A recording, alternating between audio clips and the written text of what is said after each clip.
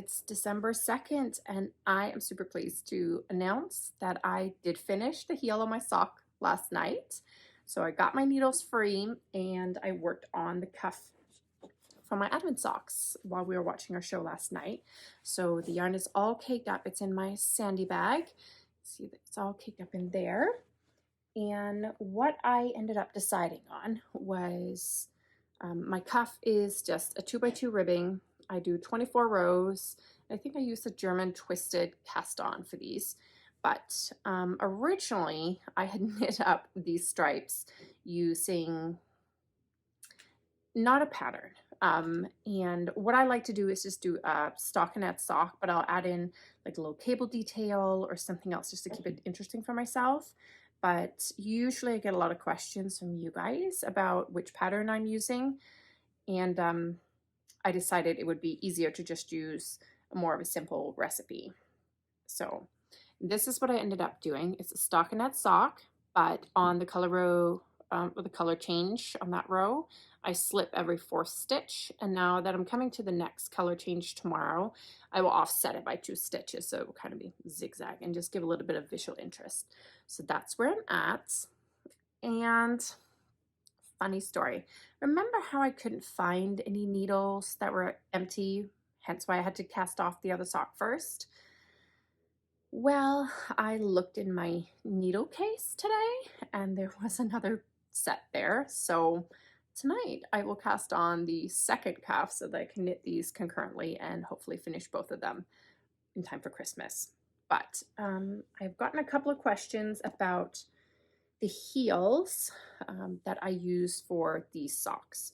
So the heel that is in this sock is just a very plain basic heel. This was the heel that I learned to knit first when I was doing an afterthought heel. So it is an afterthought heel.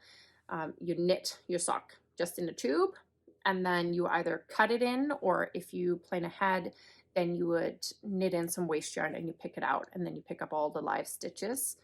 And what I like to do is after I've picked up all the stitches, I'll knit 2 rounds plain. And then I'll split it into a top needle or top and bottom needle. If I'm using magic loop, I use DPNs. So I usually will do my top needle, I split that in half. So I'll do 16 and 16 on 2 needles. And then my bottom, I'll have all 32.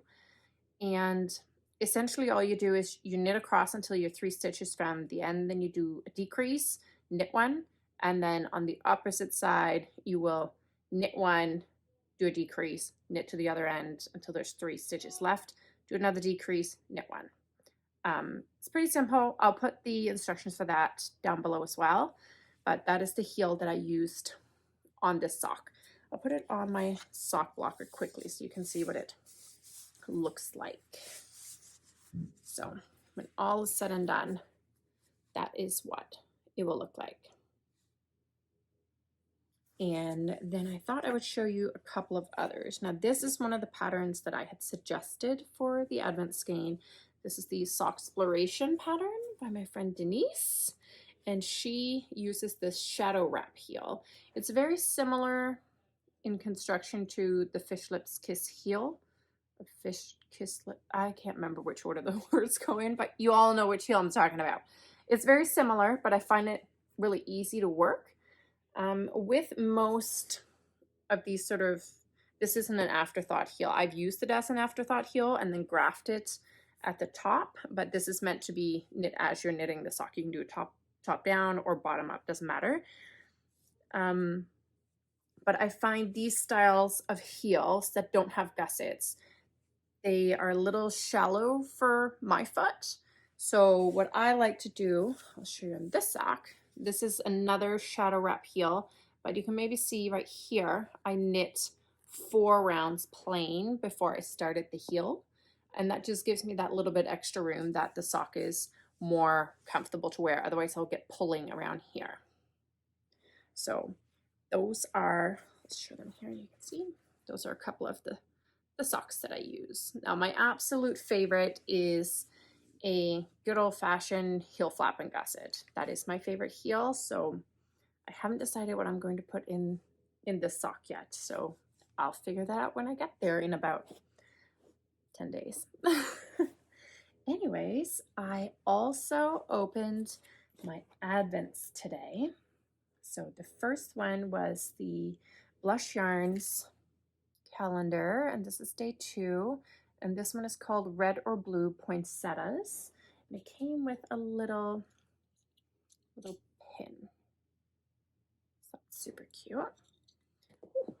And then my other calendar is from Woolberry Fiber Co., and that is this one. I just put, it has her logo on it, but I put the number on it because I think this is a fading calendar where one fades into the other.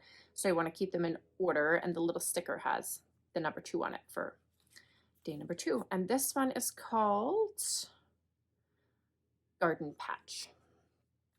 So it's super cute. It's like, again, the lighting in here is not the greatest. So this is like a grayish purple or purpley gray with a little bit of pink in it. That's going to be really cute. But I'm going to keep today short and sweet, and then I'm going to get started on my other cuff, and I'll see you again tomorrow.